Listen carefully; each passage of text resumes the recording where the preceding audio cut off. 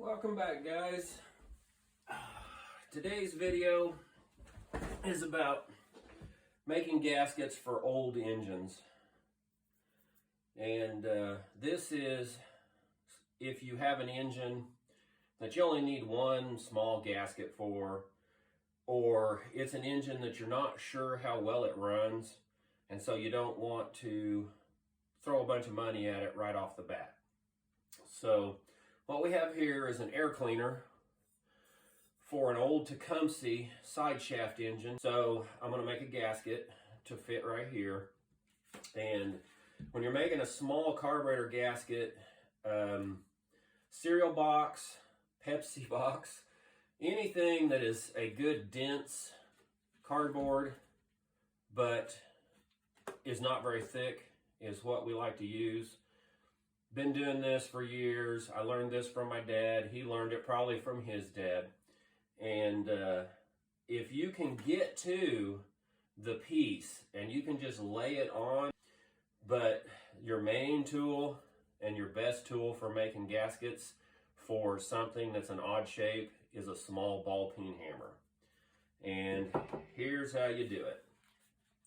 You take your cardboard and you cut it down to a manageable size.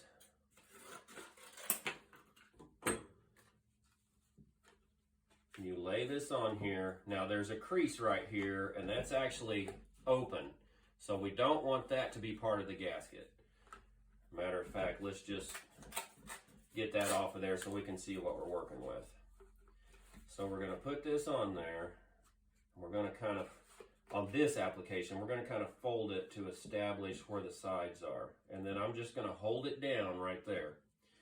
And we're going to take this ball peen hammer and we're going to start tapping.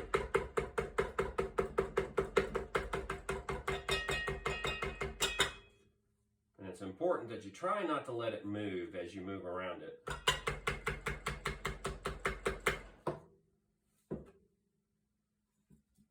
Which isn't always as easy done as you would think. Okay, so we've got the basic outline there. Now I'm going to switch over to the ball end. I'm going to try to go through the middle.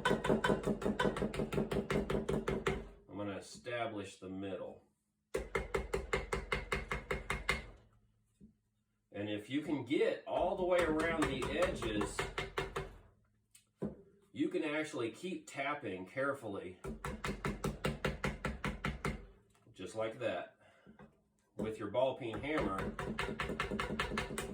and it will actually cut the gasket for you.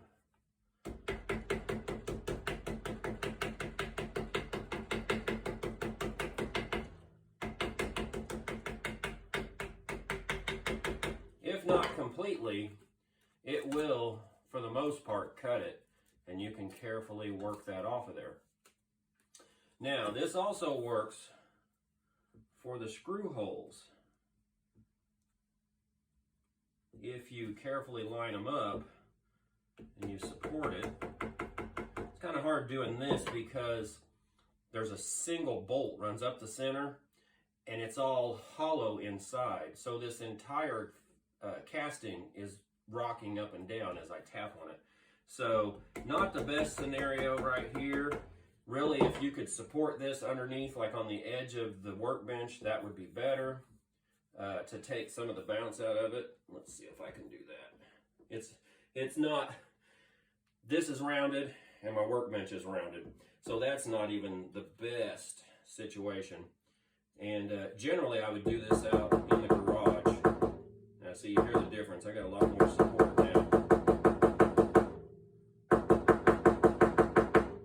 And I'm going to go ahead and tap around the edges again. Okay,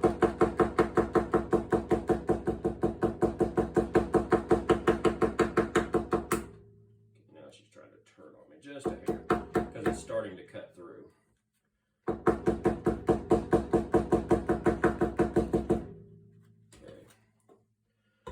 So now what I have, part of it's already cut, but I have a really good impression I don't know if you guys can see that. There are the holes, the outlines of the holes.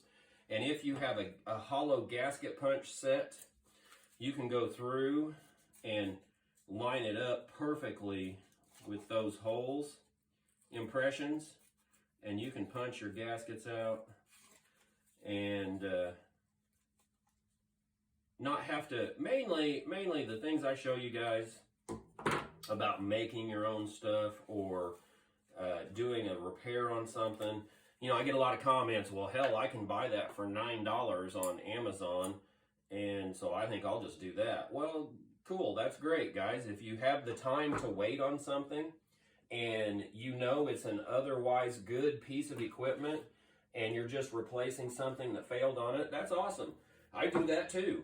But just like I said, on this piece of equipment, I'm still working on it. And this is just a simple fix so that I can bolt this on there and not suck a bunch of junk up in my engine. So the reason I show you guys a lot of this stuff is so that you know how to do these things should you choose to do them. So I'll go ahead and punch those holes and I'll bolt that thing on, and then we'll do some more work outside. So thanks for watching, guys.